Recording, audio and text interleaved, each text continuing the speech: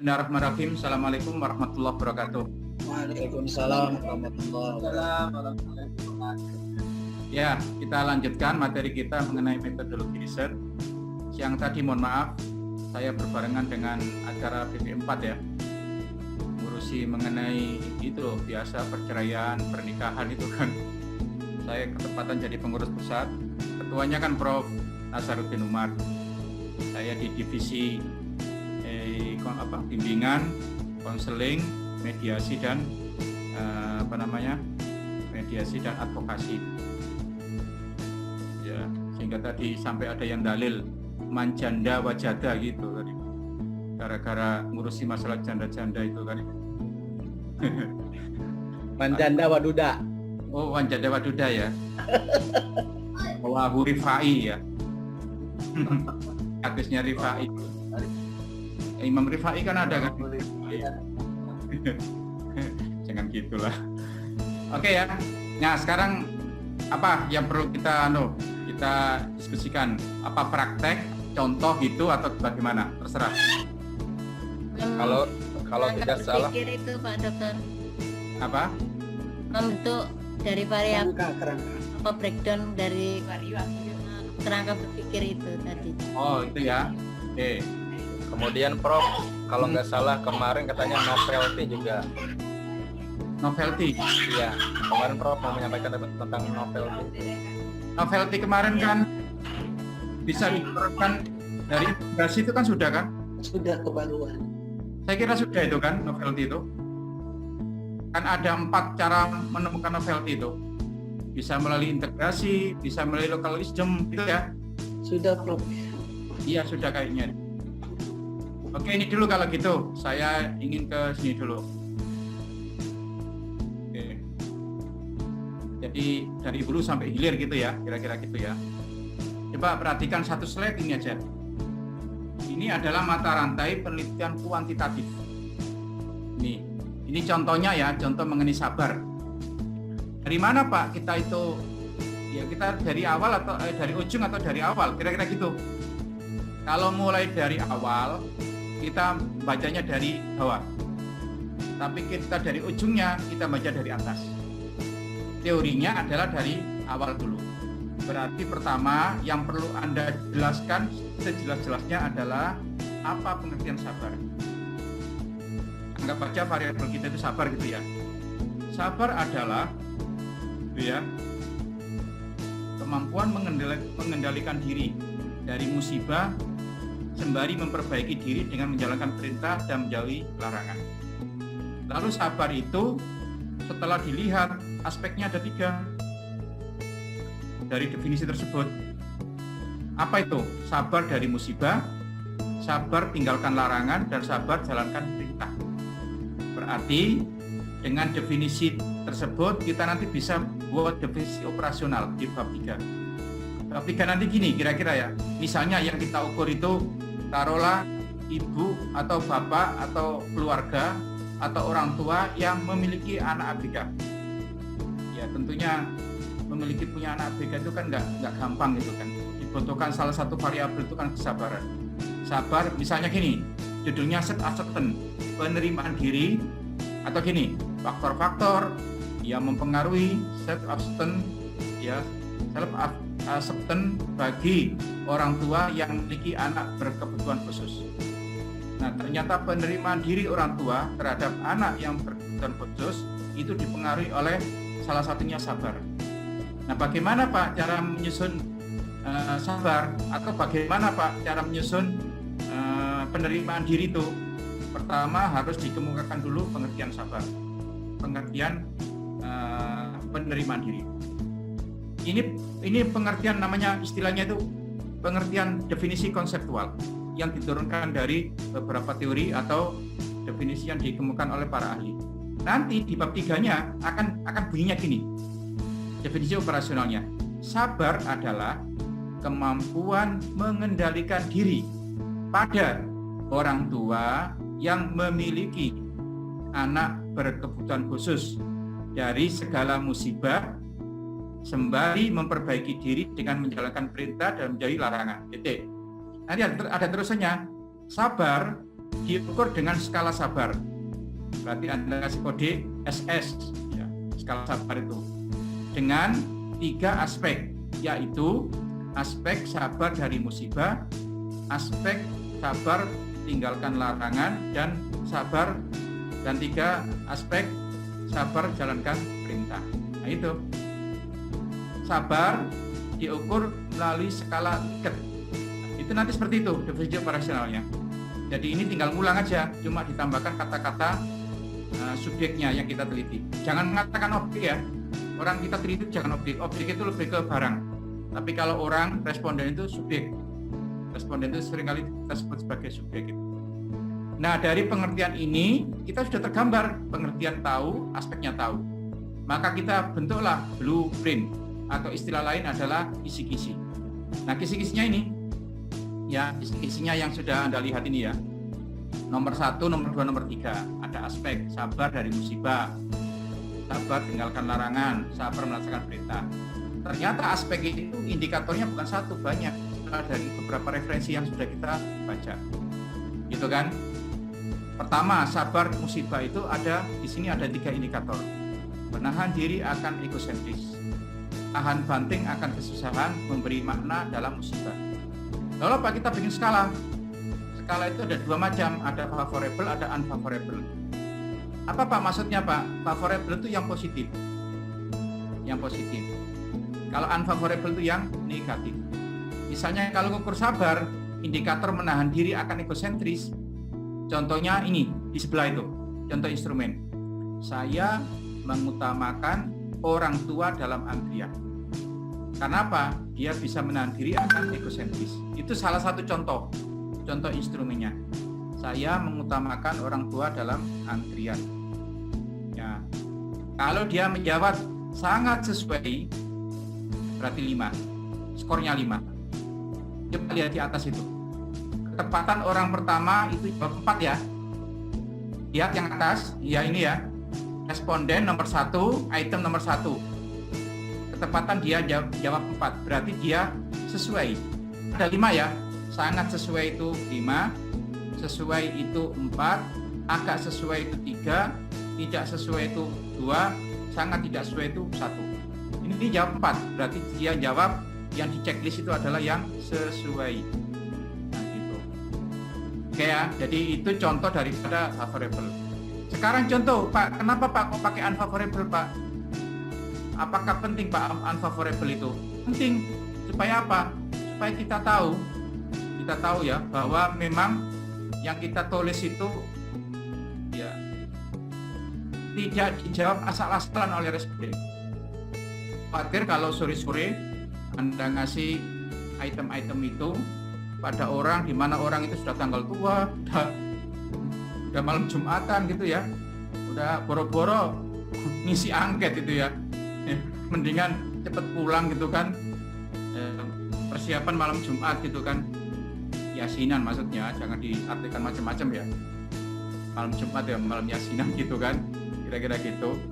Nah biasanya itu nulisnya ngawur aja, kayaknya ini kecenderungannya yang dimaui oleh peneliti itu yang bagian ujung kanan, ya sudah dicontreng semua. Kalau Anda menemukan hal semacam itu harus dibuang. Kenapa? Ini direspon dengan tidak tepat oleh responden. Berarti itu ada kesalahan pengukuran nanti. Itu kalau nanti diukur, dia akan jadi outlier.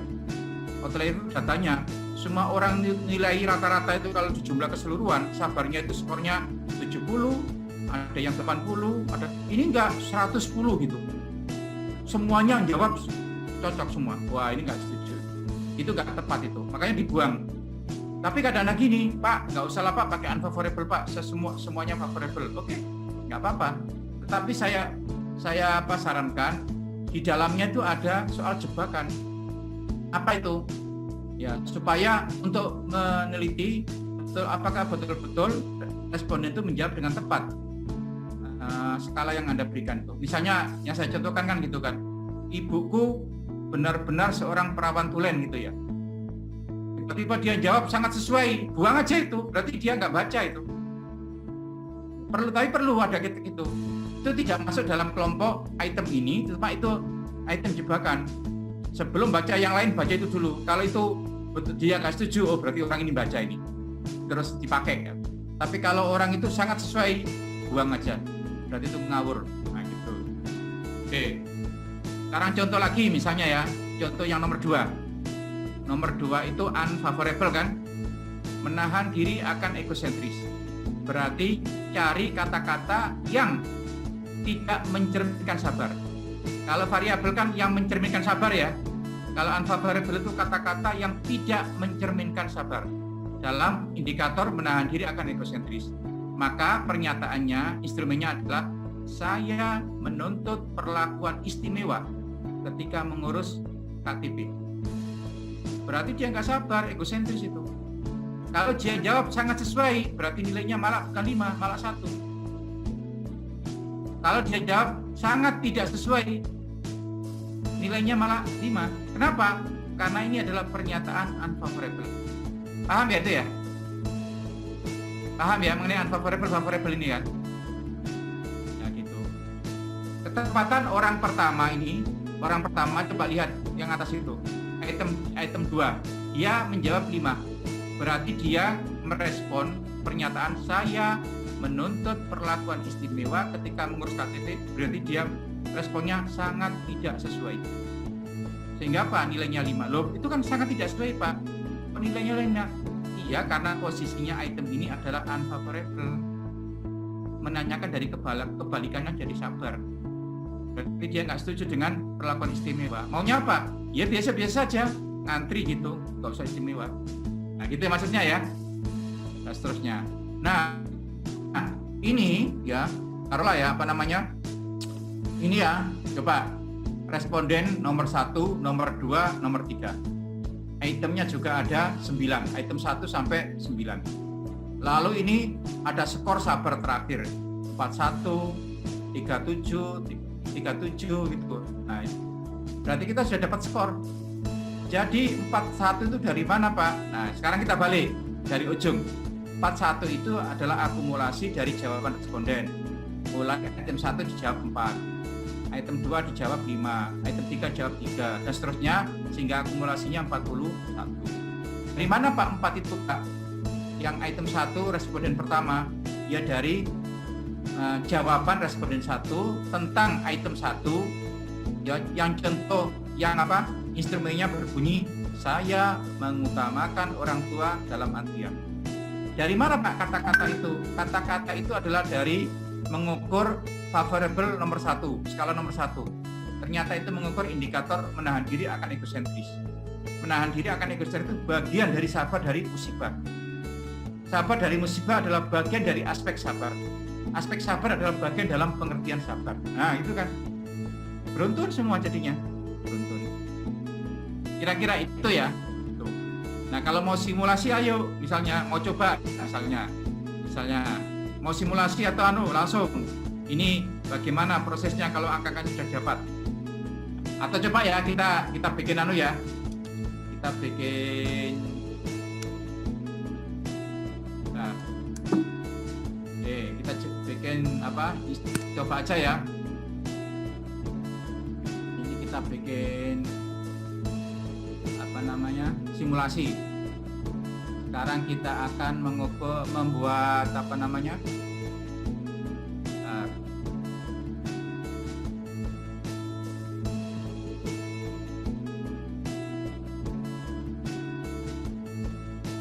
Sekalian aja simulasi ya. Oke, misalnya variabel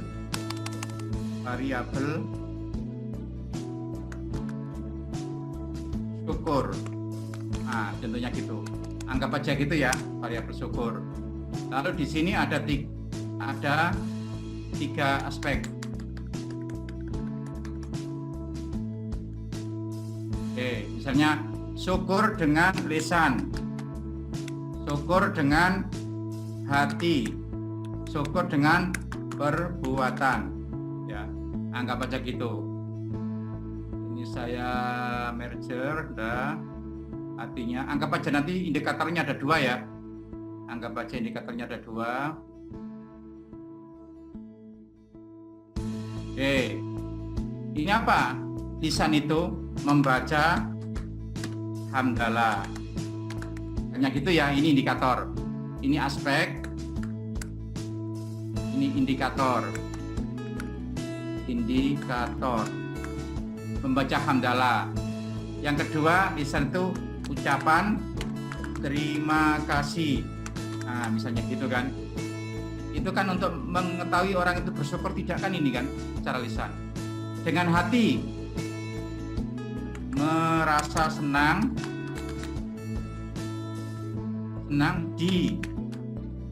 diberi walau sedikit. Nah, misalnya gitu. Merasa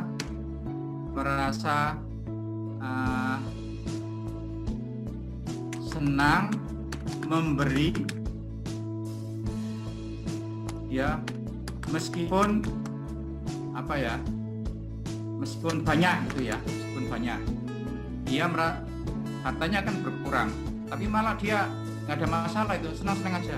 Perbuatan misalnya ya, indikatornya. Dari mana Pak kata-kata ini Pak? Ya dari teori. Dari teori. Kalau perbuatan itu apa? Menggunakan ya harta sesuai peruntukan. Sesuai peruntukan. Tanda orang syukur kan gitu kan, cara perbuatan. Lalu yang kedua, syukur apa? Menggunakan harta sesuai dengan peruntukan.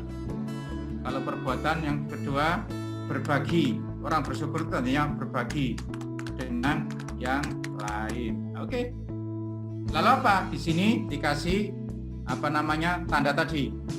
Tanda apa? Favorable. Ini favorable.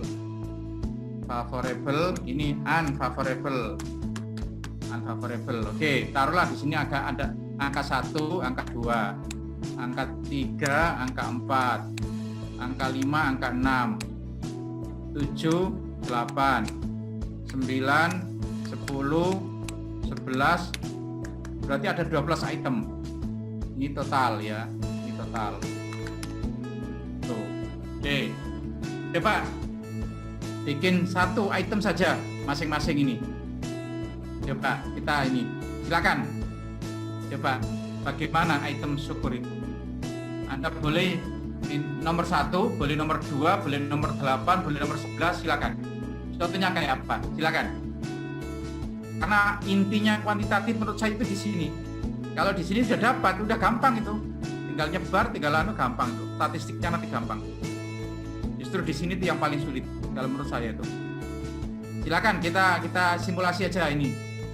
Siapa yang mau coba? Yang nomor berapa? Bikin item nomor berapa? Boleh enggak Pak kita adaptasi itemnya orang lain? Boleh. Ya, boleh. Tapi saran saya, Anda juga harus melakukan validasi. Sebab apa yang dilakukan oleh orang itu belum tentu cocok untuk responden Anda nanti. Tetap nanti ada proses namanya validasi. Ya Pak, satu saja. Saya minta satu aja. Masing-masing buat satu contoh aja. Pernyataan kayak tadi tuh. Kayak saya buat pernyataan tadi. Untuk menjerat data kan melalui pernyataan itu. Kalau kualitatif kan melalui wawancara. Jadi sebetulnya kualitatif ya, tapi diangkakan. Kira-kira kan gitu. Pernyataan itu diangkakan. Siapa dulu yang mau coba? Dokter. Ya, silakan. Untuk membaca hamdalah, saya selalu membaca hamdalah ketika mendapatkan rezeki gitu. Itu gimana? Oke, ya. Ulangi. Saya selalu membaca hamdalah ketika mendapatkan rezeki. Oke. Ada yang mau komentari di mana kesalahannya? Tidak boleh kata selalu, Prof. Boleh, ya benar. Karena selalu itu jawaban. Biarkan dia menjawab apa. Saya membaca hamdalah gitu ya. Oke, yang kedua, ada yang mau komentari?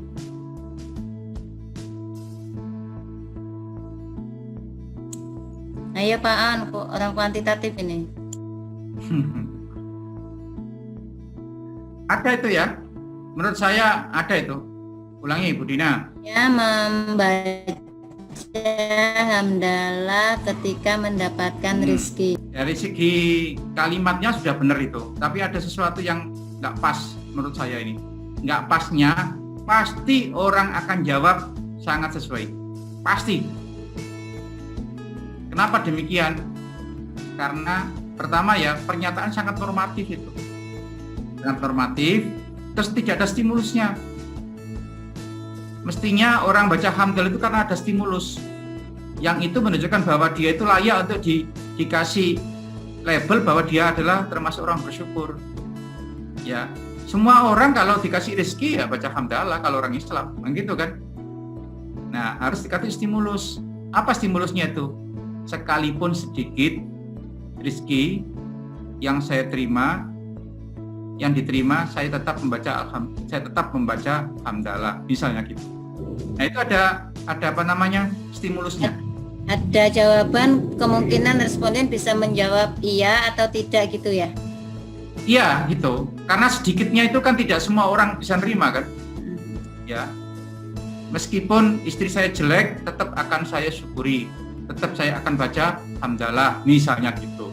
Nah kalau orang cantik, saya mendapatkan istri yang cantik baca hamdalah, ya jelas saja, jelas saja.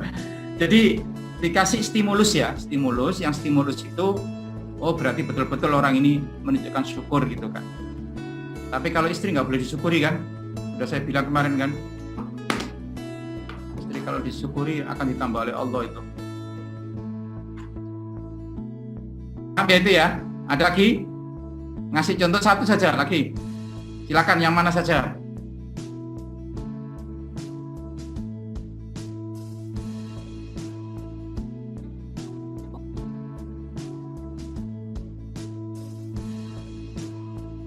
Oke, masih ada?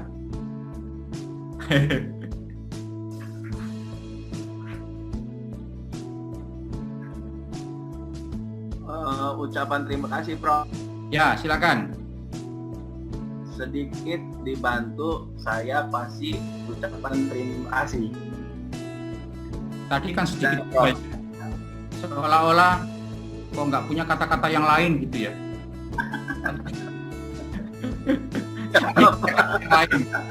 Cari kata-kata yang hebat. Tarik air tuh hebat tuh kata-katanya. Coba disempurnakan kalimat tadi. Ya. Tadi gitu ya, kalimatnya gitu ya tadi. Sekalipun sedikit, sekarang tinggal besar gitu aja ya. Tidak cari yang lain. Jadi bukan hanya sedikit besarnya, cari yang lain. Misalnya apa? Yang walaupun tidak sesuai dengan harapan, misalnya gitu ya. Misalnya tidak harus besar kan, tidak harus kuantitas kan. Bisa juga sekalipun tidak sesuai dengan harapan. Misalnya gitu kan gitu. Saya tetap membaca hamdalah sekalipun apa yang saya terima itu tidak sesuai dengan harapan, misalnya gitu. Nah, itu bisa. Loh, itu jadi favorable jadinya itu. Jadi favorable ya. Saya membaca hamdalah. Kalau membaca hamdalah itu ya tetap favorable jadinya. Unfavorable sekarang. Lawan dari tidak membaca hamdalah ketika mendapat Keliru.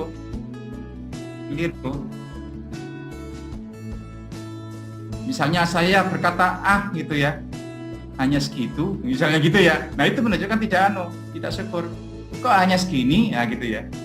Ketika saya diberi orang, ya misalnya ucapan terima kasih aja, misalnya bukan hamdalah, yang 4 itu, unfavorable item 4. Ketika saya diberi orang, saya mengucapkan kok hanya segini, kok seperti ini, gitu kan.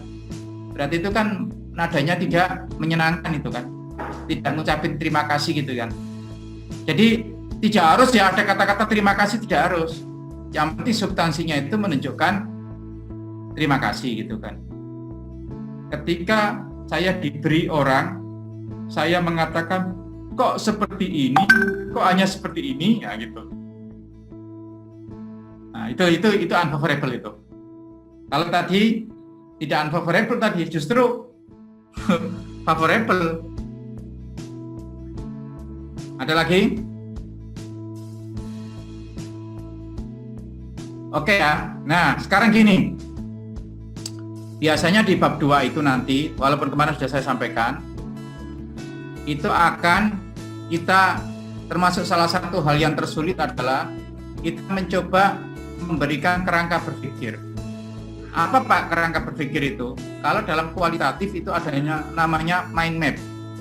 Mind map itu kalau saya bimbing kualitatif ya pada mahasiswa itu, saya bilang, sekarang coba semua gagasanmu mulai A sampai Z, bikin Anda itu satu bagan, satu framework dalam satu halaman, mulai A sampai Z Anda kemukakan dalam satu halaman. Walaupun isinya belum Anda isi, tetapi kira-kira itu apa namanya? Kira-kira itu di apa namanya? Di masing-masing bagian itu sudah, ketika ini saya bicarakan ini, ketika ini. Tidak harus isinya itu belakangan. Nah, itu namanya mind map dalam penelitian kualitatif. Sehingga apa? Nanti akan terarah gitu. Tetapi kalau kuantitatif itu ada namanya, istilahnya itu kerangka berpikir. Apa Pak kerangka berpikir itu? Menyatukan antara sekian variabel itu. Contoh. Misalnya judulnya itu pengaruh sabar dan syukur terhadap kepuasan kerja. Ini misalnya bagi yang manajemen pendidikan ya, kepuasan kerja melalui stres kerja. Wah, ini berarti pakai SEM ini. Karena gabungan antara melalui itu sudah ada intervening itu ya, melalui stres kerja gitu. Anda akan mengatakan gini, sabar adalah bla bla bla bla bla. Orang yang sabar ditandai dengan bla bla bla. Demikian syukur adalah bla bla bla bla. Orang yang syukur ditandai dengan bla bla bla bla. Jika orang sabar dan syukur, pasti akan dia manajemen stresnya baik. Dia tidak gampang stres. Karena stres itu bla bla bla bla bla. Jika orang itu sabar, mampu ini, dan orang itu bersyukur ini, tidak akan stres. Sehingga nanti dia akan menikmati pekerjaannya. Maka dia akan puas. Orang yang puas dalam pekerjaan itu seperti ini, bla bla bla bla. Nah, itulah namanya kerangka berpikir. Namun, ada namun ya, jika orang itu tidak sabar, apalagi disertai tidak syukur, maka dia gampang stres. Ketika orang gampang stres, maka dia mudah sekali untuk tidak puas dalam pekerjaannya. Nah, gitu. Sekalipun, silakan aja. Terkadang justru stres itu menjadikan sesuatu yang bermanfaat. Karena stres itu ada dua, eustress sama distress. Stres yang bermanfaat dengan stres yang tidak bermanfaat. Kira-kira seperti itu. Jika stres itu bermanfaat, maka justru ketidaksyukuran orang, walaupun dia hanya dengan sabar saja, akan menghasilkan kepuasan kerja seperti ini. Ya, tapi kalau misalnya dia di stres yang tidak menguntungkan, yang merugikan, apalagi tidak didukung oleh kesabaran dan kesyukuran, akan mendatangkan ini. Nah, itu dikata-katain ya. Setelah dikata-katain gitu, lalu kita menengok hasil jurnal-jurnal yang sudah ada. Kira-kira jurnal yang sudah ada itu kayak apa? Makanya kemarin sedikit saya singgung tentang review jurnal. Ada literatur review. Literatur review itu adalah hasil penelitian orang-orang sebelumnya yang terkait dengan tema yang sama dengan kita, sehingga kita nanti bisa tahu ya novelty-nya di mana. Gitu. Misalnya gitu. Ternyata di penelitian lain kepuasan kerja itu hanya difaktori oleh stres kerja saja. Ya, tapi sama sekali tidak ada syukur. Ini kalau tadi ya ada pertanyaan mengenai novelty itu ya, yang kita ambil dari literatur review. Berarti ya literatur review itu juga akan menunjukkan tingkat novelty kita. Sebab apa? Penelitian yang sudah ada itu ternyata tidak seperti penelitian yang kita lakukan. Ini agak khas, bahkan sangat-sangat Indonesia banget karena melibatkan variabel yang terkait dengan syukur dan sabar itu. Nah, itu namanya kerangka berpikir. Kerangka berpikir. Lalu apa? Kerangka itu kemudian disederhanakan dalam konstelasi gambar. Digambarlah ya, gambar seperti kemarin yang sudah saya jelaskan, kayak gambar-gambarnya kayak apa ya. Nah, setelah gambar itu dibentuk, baru kita membuat semacam hipotesis. hipotesis itu ada yang dalam bentuk itu kan kesimpulan sementara. Ada pengaruh positif. Ada pengaruh positif gitu ya. Sabar dan syukur terhadap kepuasan kerja. Nah, gitu kan. Itu yang pertama. Yang kedua, ada pengaruh gini. Bukan ada pengaruh sabar dan syukur akan meningkat tingkat kepuasan kerjanya jika dimediasi oleh stres kerja yang eustress misalnya gitu. Namun, nah ini hipotesis yang ketiga. Namun ya bisa jadi ini hipotesis ketiga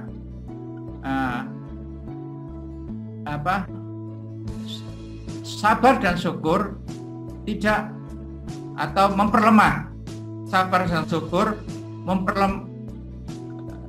sabar syukur tidak akan mempengaruhi atau mengurangi pengaruh terhadap kepuasan kerja jika stres kerjanya itu menjadi distres, nah, misalnya gitu. Itu kalau contoh dari penelitian manajemen. Nah sekarang gimana Pak kalau misalnya contoh daripada yang yang PAI? Ya kemarin saya kasih contoh itu. Misalnya setelah Anda kata-katain gitu, lalu Anda bikin gambar, lalu Anda kasih hipotesis. Contohnya gini. Ada pengaruh misalnya ada pengaruh jenis kelamin terhadap kreativitas anak. Ya. Dari segi perilaku laki-laki itu lebih banyak, maka dalam soal kreativitas laki-laki lebih tinggi daripada perempuan. Tapi kalau soal kognitif, ya kreativitas itu kan melibatkan otak kanan kan. Mungkin bahasa lainnya otak nakal lah gitu. Biasanya anak-anak yang kreatif itu biasanya itu gaya perilakunya itu agak nakal itu ya. Kayak ceritanya Columbus, penemu benua Amerika kan, yang memperdirikan telur itu kan, ceritanya gitu kan. Nah gitu. Tapi kalau perempuan, kalau soal kognitif, perempuan biasanya lebih kuat, lebih pintar gitu. Nah berarti Anda gini ya, ada pengaruh jenis kelamin terhadap kreativitas anak. Terus Anda di tengah-tengah ada mediasi dengan apa? Pola asuh. Pertanyaan gini, pola asuh seperti apa? Apakah pola asuh otoriter, demokratis atau otoriter, demokratis, satunya permisif gitu ya misalnya. Untuk anak laki-laki, pola asuh seperti apa yang cocok dalam rangka peningkatan kreativitas anak. Jadi kira-kira gitu. Jadi di tengah-tengah ada yang namanya variabel mediasi.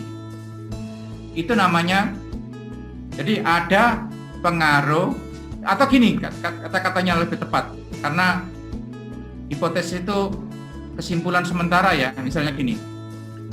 Anak laki-laki lebih cocok dengan pola asuh otoriter, misalnya gitu ya, untuk meningkatkan kreativitasnya.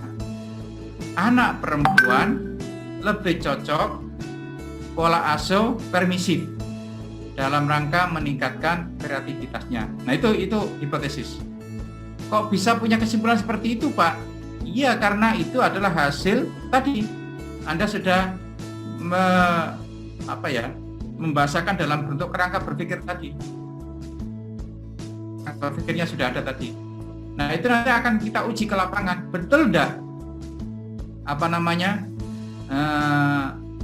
Hipotesis yang kita bangun itu.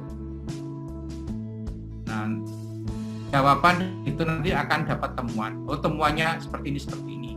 Dari temuan itulah kemudian kita beri kesimpulan. Itu prosesnya itu. Jadi literatur review tetap penting ya. Yang tadi yang Anda nanya tentang novelty ya itu maksudnya. dalam konteks itu, apa yang membedakan antara kita dengan penelitian sebelumnya. Sudah saya kasih ya form yang kemarin ya, mengenai literatur review. Sudah kan? Belum ya? Belum, Prof. Oh belum? Belum. Kemarin cuma contoh di tabel literatur review, misalkan jurnal, metode, hasil. Oh iya, itu contohnya. Itu sama ya, itu memang itu aja. Nanti silakan aja itu isi itu. Untuk menunjukkan bahwa kita nanti adalah beda ya dengan yang lain itu. Mungkin ada yang tanya, silakan. Nanti Prof, ya, silakan. Iya, Prof, kalau untuk penelitian disertasi menggunakan PTK boleh nggak, Prof? Penelitian PTK? tindakan kelas. Bisa. Berarti nanti itu pakai pre dan post. Pre dan post gitu ya. Nanti kita simulasikan kita. Ya. Jadi atau nanti kita melakukan 3 kali uji. 3 kali uji. Cuma ya saya sarankan jangan gini. Ya, PT tindakan kelas ya. Diberi treatment dengan tidak, jangan gitu. Misalnya contohnya apa? Penelitian tindakan kelas contohnya apa? Tindakan kelasnya berupa apa? Di-unmute.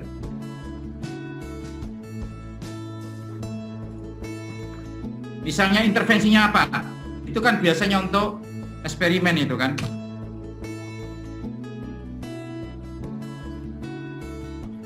Contoh intervensinya apa yang perlu dalam tindakan kelas itu? Penerapan teknik modeling dalam menumbuhkan minat hafalan Al-Quran siswa kelas 8 MTS di Pondok Pesantren Tahfidz Al-Quran Batu Anwar. Oke, ya. Kalau saya kok kurang cocok ya, hanya satu variabel, hanya modeling. Sebab nanti yang kita ukur adalah antara yang dapat modeling dengan yang tidak. Kalau saya kurang pas. Karena apa? Jelas saja yang dikasih modeling itu logikanya tanpa penelitian akan lebih bagus dibanding dengan yang tidak modeling. Mendingan ada 2, misalnya gini, yang satu dengan modeling, satu dengan bermain peran gitu ya. Tentunya gitu ya. Ada kan bermain peran itu? Misalnya baca Al-Quran itu sambil diperagakan gitu ya. Diperagakan gitu. Siapa tahu bermain perannya itu adalah bermain peran ketika tabat yada Abi Lahabi wa tab, tangannya diapain gitu ya misalnya ya. Kan ada gitu kan? Ya, itu kan bermain peran, bukan modeling ya. Modeling. Tapi kalau modeling ketika dia menegur atau apa gitu, diucapkan kalimat-kalimat itu dengan perlahan, cepat tirukan. Nah, gitu kan. Sebetulnya dia itu marah, tapi justru sambil coba tirukan tadi apa yang saya katakan. Ya. Kan boleh kita itu misalnya gitu kan. Nah, berarti ada 2 model. Yang satu modelnya gerakan tadi, apa istilahnya lah, entah bermain peran atau apa. Yang satu model. Lalu diuji. Ya, pertama kayak apa? Ya, pertama. Atau gini aja, kelas eksperimen dengan role model, yang satu kelas eksperimen dengan bermain peran. Lalu kita ukur, kita teliti, ya, mana yang lebih cepat hafalannya dibanding 2 cara tersebut. Menurut saya itu disertasi. Tapi kalau yang satu modeling, satu tidak, terus kemudian dilihat pre dan post, sebelumnya kurang, setelah kasih kok cepat. Bagi saya itu kok kurang ya untuk tingkat disertasi ya. Terlalu sederhana itu. Paham maksud saya kan? Sebetulnya bisa uji T namanya. Nanti saya contohkan cara apa? Cara statistiknya. Saya contohkan nanti. Gampang itu, gampang. Nah, saya sarankan jangan hanya modeling ya. Buat misalnya kalau ekstrakurikuler misalnya. Dalam hal kreativitas, anak-anak lebih cocok diintervensi dengan ekstrakurikuler pramuka, olahraga, seni, nah gitu kan. Semakin banyak itu apa. Nah, perlu diingat ya, tidak harus kita sendiri yang melakukan intervensi itu. Bisa juga intervensi itu dilakukan oleh orang lain. Logikanya, kalau orang ikut ekstrakurikuler itu kan sesuai dengan minat kan, sesuai dengan bakatnya. Jangan-jangan ya, kalau orang minatnya, bakatnya itu sudah teraktualisasikan, itu membantu dalam hal kreativitasnya itu. Kira-kira gitu logikanya. Tetapi kalau dia tidak teraktualisasikan dengan berbagai kegiatan ekstrakurikuler itu, ya tentunya kreativitasnya tidak akan diketahui. Makanya nanti kita uji mana yang lebih bagus ya meningkatkan kreativitas itu. Gampang itu nanti uji statistiknya gampang. Dan itu yang perlu Anda lihat, yang perlu Anda bikin instrumen, tidak perlu pramuka adalah misalnya gitu ya. Terus kemudian seni adalah, nggak usah, cukup kreativitas saja yang diukur instrumennya. Lalu kemudian nah ini makanya saya kasih gini ya. Nah ini nanti ada data demografis seperti ini. Nah ini contohnya ya, ini data demografis, misalnya jenis kelamin, laki-laki, perempuan. Kemudian pendapatan orang tua, rendah, sedang, tinggi. Mungkin perlu didefinisikan ya, rendah itu di bawah UMR. Sedang itu antara ini sampai ini. Bukan UMR ya, UMP ya, upah minimum provinsi ya. Pendidikan orang tua S1, S2, S3 misalnya gitu. Nah ini nanti bisa kita uji nanti sebagai variabel X-nya seperti itu. Oke, yang lain silakan. Variabel mediasi tadi maksudnya apa ya Pak? Itu yang intervening itu yang kemarin saya sampaikan di tengah-tengah. Berarti yang di judul itu ya jadi variabel moderator ya? Ya, bisa moderator, bisa mediator. Mediator atau intervening.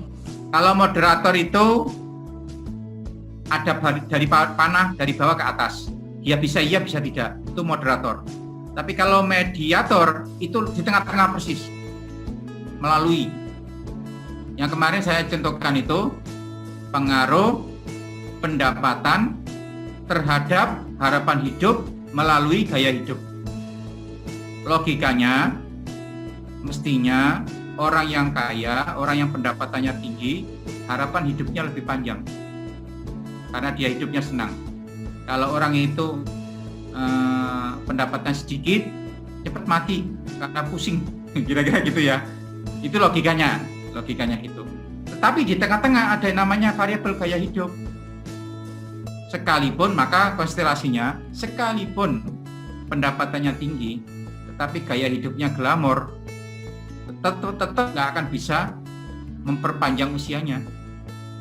Sekalipun pendapatannya sederhana, pas-pasan, tetapi gaya hidupnya sederhana, maka ya harapan hidupnya akan tinggi.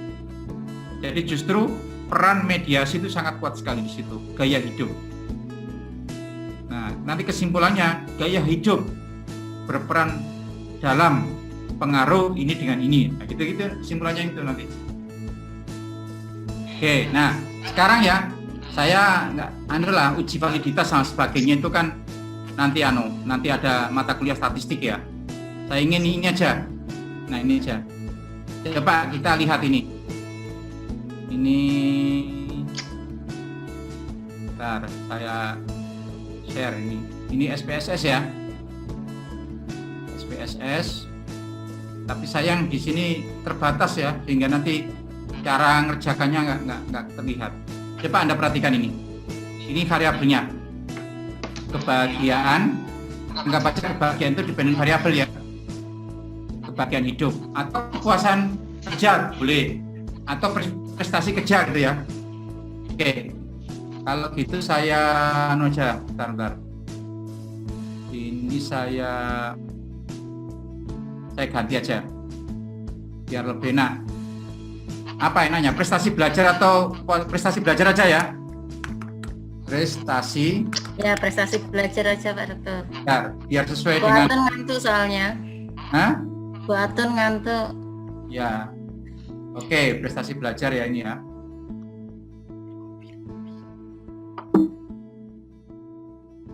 Oke, kita simulasikan sekarang. Coba, dependent variabelnya adalah prestasi belajar.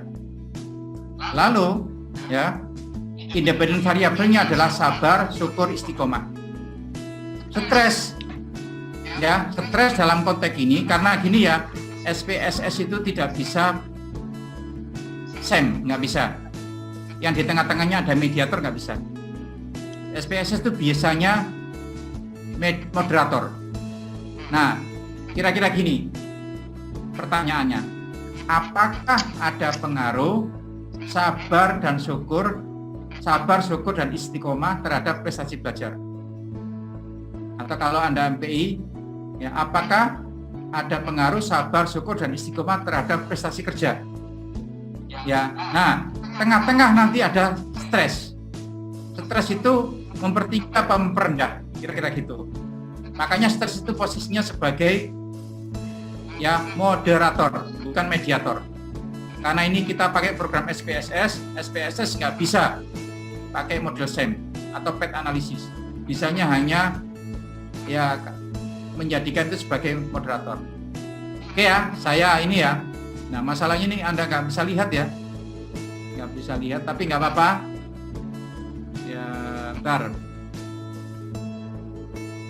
Ini saya kasih contoh. Bentar. Regresi linier. Ya, prestasi belajar di independen, sabar, syukur, dan istiqomah masuk di independen. Oke, ya. Nah, ini hasilnya ini, yang ini. Coba Anda perhatikan hasilnya. Nah, coba Anda lihat ini. Ini ya, variabelnya istiqomah, syukur, sabar sebagai independen. Kemudian di bawahnya ada prestasi belajar. Itu sebagai dependen. Independennya ada 3 ya, istiqomah, syukur, dan sabar. Kita lihat ini. Ternyata yang dibaca ANOVA-nya dulu ya, ANOVA ini. ANOVA ya. Analisis variannya. Coba kita lihat. Ternyata berpengaruh enggak istiqomah, syukur, dan sabar terhadap prestasi belajar? Jawabannya berpengaruh. Kenapa Pak? Karena nilai signifikansinya kurang dari 0,05. Berarti sangat berpengaruh ini. Nilai F-nya adalah F hitung 8,747. Ini kalau Anda daripada repot-repot, Anda harus melihat F hitung dan F tabel. Sulit. Mendingan langsung lihat signi aja, signifikansinya ini. Karena dengan lihat signifikansi ini, apa artinya? Kalau di bawah 0,05 ya sudah berpengaruh. Jadi kesimpulannya pertama adalah berpengaruh. Istiqomah, syukur, dan sabar mempengaruhi prestasi belajar. Pertanyaannya, berapa persen Pak pengaruhnya itu? Lihat ini model summary-nya di atas, yaitu R-square atau namanya korelasi determinasi. Berapa pengaruhnya Pak? 36,3%. Selebihnya dipengaruhi oleh variabel yang lain. Itu kan kalau bersama-sama Pak. Gimana Pak kalau secara masing-masing? Apakah sabar, syukur, istiqomah masing-masing itu berpengaruh atau tidak? Lihat tabel yang ketiga ini, tabel koefisien yang paling bawah ini. Ternyata ya, sabar mempengaruhi prestasi. Syukur mempengaruhi prestasi. Tapi sayangnya istiqomah tidak mempengaruhi. Malah istiqomah ini tidak mempengaruhi ini. Yang berpengaruh hanya sabar dengan syukur. Nah, ingat, ini Anda waspadai. Syukur hasilnya positif. Semakin orang sabar hasilnya positif di sini, nggak ada minnya. Berarti semakin sabar, semakin prestasinya belajar makin tinggi. Namun syukur di sini ya, nggak tahu kok posisinya minus ini, negatif. Apa artinya? Semakin siswa itu syukur, justru semakin rendah prestasinya. Kok gitu Pak? Bisa jadi gitu. Karena saking syukurnya itu, mungkin dia salah tafsir tentang syukur, dikasih nilai berapapun ya sudahlah, gitu kan. Ya gampang gitu kan. Toh nilai tidak dibawa ke akhirat aja kok, dan tidak akan ditanyakan oleh malaikat mungkar nangkir di kuburan kok. Sudahlah gitu. Bisa jadi gitu, orang bersyukur kan gitu. Orang bersyukur itu. Sama ya. ternyata orang-orang tarekat itu tidak punya prestasi kerja. Karena apa? Hidupnya itu selalu syukur. Berapapun dia terima itu. Nah gitu kan. Nerimo ing pandem itu. Mungkin gitu anunya, analisisnya ya. Jadi yang atas itu secara bersama-sama sabar, syukur, istiqomah mempengaruhi prestasi belajar dengan apa? Kontribusinya 36,3%. Tapi kalau masing-masing syukur dan sabar saja berpengaruh, tapi istiqomah tidak. Itu yang pertama. Yang kedua, syukur posisinya negatif, semakin syukur semakin tidak berprestasi, tapi kalau sabar posisinya positif, semakin sabar semakin prestasinya tinggi. Maksudnya, nah ini maksudnya ya, kalau mau intervensi supaya prestasi belajar anak itu tinggi, maka ajarilah anak tetap sabar. Bagaimana sabar itu? Nah, seperti itu. Tapi kemudian kalau syukur juga diperhatikan karena syukur pengaruh, cuma pengaruhnya negatif. Harus diintervensi supaya syukurnya nanti jangan sampai negatif ya. Berarti ada yang salah di situ. Oke, ini yang pertama. Pertanyaannya, bagaimana Pak kalau kita menjadikan stres sebagai moderator? Kita tambahkan aja. Ya, kita tambahkan. Kalau di situ nggak kelihatan ya, nggak kelihatan, tapi nanti hasilnya kelihatan. Memang ini repotnya pakai Zoom itu. Stres saya masukkan. Oke, saya masukkan. Oke, coba lihat hasilnya. Hasilnya ternyata ya. Tuh, bentar.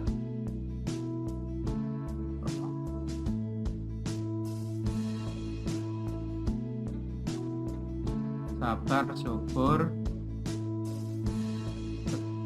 Stresnya masuk dong. Stres dimasukkan. Oke. Nah, ini hasilnya. Coba kita lihat. Ya, apakah dengan hadirnya stres itu mempertinggi atau memperendah? Kita lihat. Ini kontribusinya 36,3. Tapi kalau di sini kontribusinya 39,1. Berarti tambah tinggi. Ternyata stres itu penting. Artinya apa? Bapak Ibu, untuk meningkatkan prestasi belajar siswa harus anak-anak itu distreskan. Ternyata stres ini berfungsi sebagai eustress. Buktinya apa? Stres justru mempertinggi pengaruh sabar, syukur, dan istiqomah terhadap prestasi belajar. Nah, kira-kira seperti itu. Ya. Jadi ini ada ini, ya. Bahkan, uniknya coba lihat yang paling bawah ini. Istiqomah yang pada awalnya itu tidak berpengaruh. Malah ini berpengaruh semua ini. Sabar berpengaruh, ya, secara masing-masing. Syukur juga berpengaruh, walaupun sama-sama negatifnya. Lah, istiqomah yang tadinya sebelum ada stres itu tidak berpengaruh, sekarang berpengaruh malahan. 0,04, artinya kurang dari 0,05. Berarti peran stres ini penting. Berarti stres itu adalah fungsinya adalah eustress. Yang pertama, mempertinggi pengaruh dari ketiga variabel tersebut. Yang kedua, menjadikan istiqomah menjadi berpengaruh. Yang awalnya sebelum ada stres tidak berpengaruh. Nah itu ya, itu kalau mediator. Nah sekarang kalau kita ingin lihat misalnya, Pak, saya ingin lihat Pak misalnya, tadi kan ada variabel-variabel lain. Nah, prestasi belajar kita kaitkan dengan yang lain ya, misalnya kita pakai independent test sample. Jenis kelamin misalnya, contohnya jenis kelamin ya. Apakah jenis kelamin mempengaruhi prestasi belajar Pak? Misalnya gitu.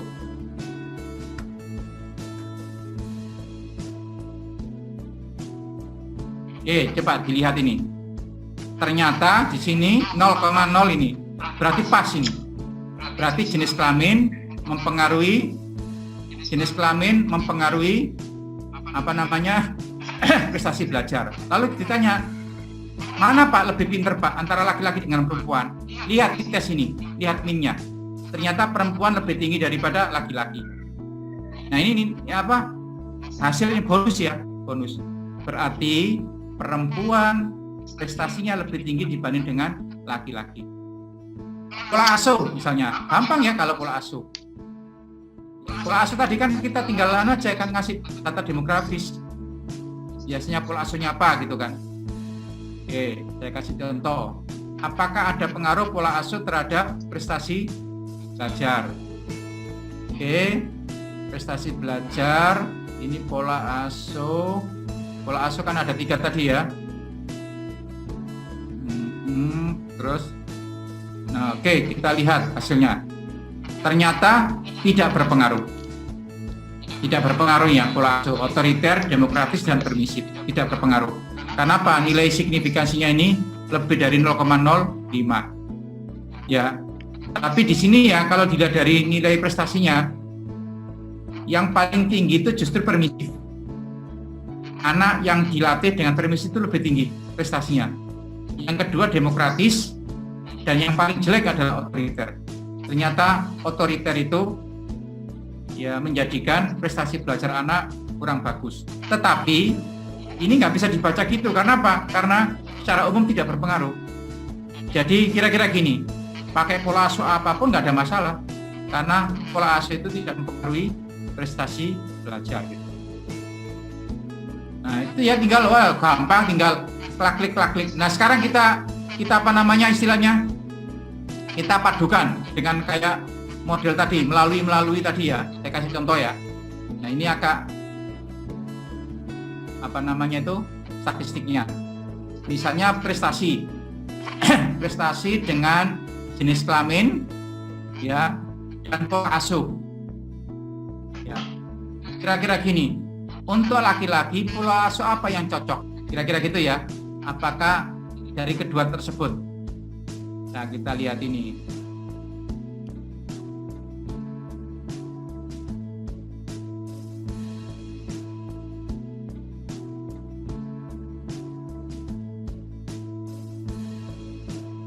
Bentar dulu.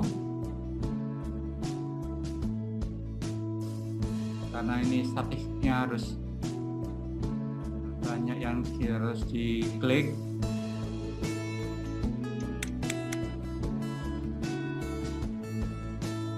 Oke, coba kita lihat hasilnya. Nah ini, ya kita lihat dulu yang di sini. Ternyata jenis kelamin berpengaruh, ya. Pola asuh tidak. Oh ternyata tidak berpengaruh ya ini ya, tidak berpengaruh. Jadi untuk jenis kelamin dalam meningkatkan prestasi belajar, jangan pedulikan pola asuhnya. Karena apa? Tidak berpengaruh. Seandainya, nah ini gambarnya ya. Seandainya berpengaruh itu ada irisan-irisannya di tengah ini. Coba saya ganti dengan yang lain. Saya kasih contoh yang berpengaruh kayak apa.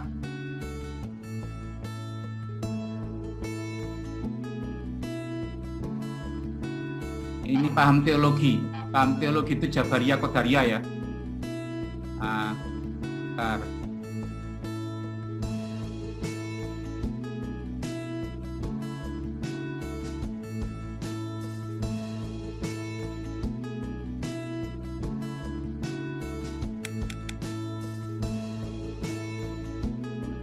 Oke.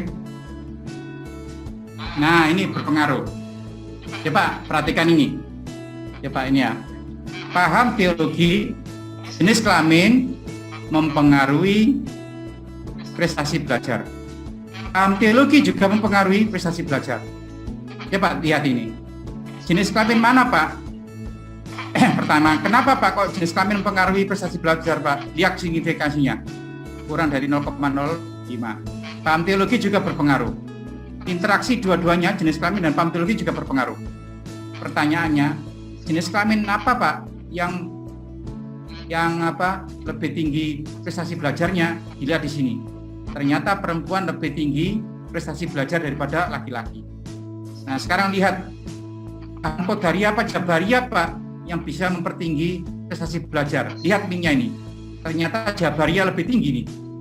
Qadariyah kalah malahan. Jadi orang yang berpaham Jabariyah, misalnya ya beli software SPSS untuk textbook atau apa namanya Apple gitu. Tapi kalau yang biasa itu yang jawabannya Pak, diambil aja kapal. SPSS itu gampang. Yang bacakan ya. Iya. Wah, gampang. Pokoknya statistik itu gampang lah. Asal tadi kita sudah bisa menyerap data itu melalui instrumen tadi itu. Dan nanti bakal banyak informasi yang bisa kita dapatkan itu. Makanya saya perlu sampaikan ini, ya tidak harus nunggu dosen statistik nanti. Supaya apa? Supaya jangan sampai kepikiran tentang kuantitatif itu statistiknya kayak apa. Yang penting mulai dari awal dibimbing dengan bagus ya, artinya prosedur kuantitatif itu sudah oke. Udahlah, jangan bingung terhadap statistik. Itu bisa kok dikerjakan dalam beberapa jam, itu aja udah selesai kelar. Apalagi misalnya nanti kalau berbarengan gitu ya, misalnya 5 orang kuantitatif semua, udah dipandu terus klik sendiri, udah langsung jadi, itu selesai. Gitu kan. Saya kemarin bahkan menawarkan gitu ke Pak Direktur. Jadi nanti Pak Direktur, kalau teman-teman itu kesulitan dalam hal statistiknya, udah nanti ketika pas analisis statistiknya dikumpulkan aja, gitu kan, supaya nanti benar, jangan sampai salah gitu kan, itu cara statistiknya itu. Boleh kok statistik itu minta tolong orang lain, yang penting bisa baca tabel. Jadi nanti nggak malu-maluin ya, masa nggak bisa semuanya, minimal paham lah, tabel itu paham. Dengan manggut-manggutnya itu kan kayak apa gitu. Bahkan kalau bisa presentasinya nanti nggak pakai apa-apa, tabelnya aja yang dipresentasikan ketika ujian. Nah, itu menunjukkan bahwa sama dengan yang ini, yang di UIN Jakarta kan banyak dari psikologi Islam kan, yang backgroundnya itu dari psikologi biasa, psikologi umum. Begitu masuk ke kajian Islam di UIN, keteteran mengenai Arab itu kan. Saya bilang, sekarang gini ya, ini kan ada kitab kuning, Anda baca. Nanti ketika presentasi, kan itu ada harokatnya ya, diapalin cara bacanya. Begitu nanti presentasi, harokatnya dihilangin semua. Terus Anda baca gitu. Pasti yang lainnya bagus banget, hebat banget ya, kita bunuh dia aja bisa baca. Padahal dia hafal. Atau Anda tulis Latin, ketika Anda presentasi, tempel di muka meja presentasi Anda. Nah, ketika itu Anda sambil keliling gitu kan. Padahal itu hafalan. Ya mirip itu, mirip statistik yang namanya kayak gitu. Ya, bisa lah diakalin gitu, itu gak apa-apa.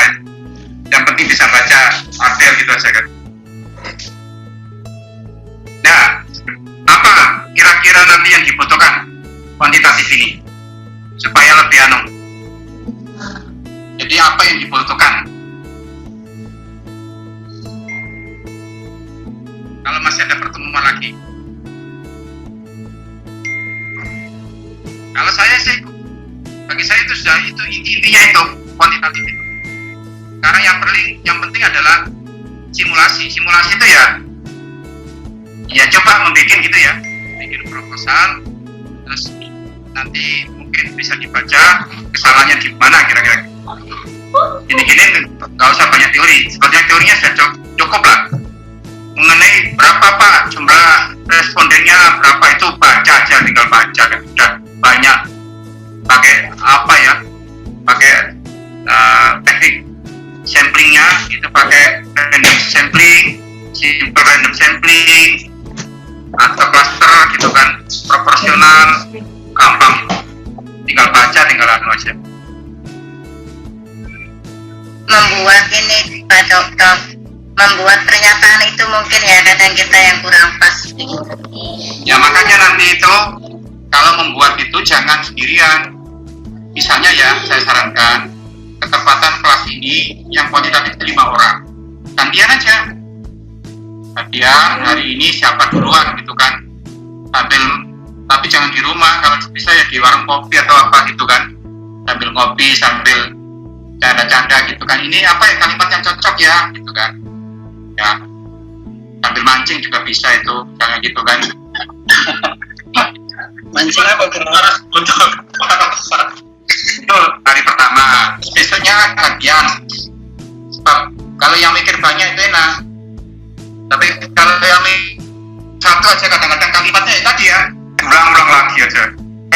kalimat lain aja itu kan gitu. Nah setelah itu kemudian ada namanya validitas untuk expert. Tanya pada expertnya, minimal pembimbingnya, Pak, Bu, kira-kira instrumen saya ini benar nggak gitu kan. Oke sudah, oke. Lalu uji lapangan, namanya validitas empirik kan, empirik. Sebab kadang-kadang persoalannya itu tidak validnya bukan karena isinya, tapi lebih karena kalimat kita yang salah. Ternyata kalimat kita itu tidak dipahami oleh responden.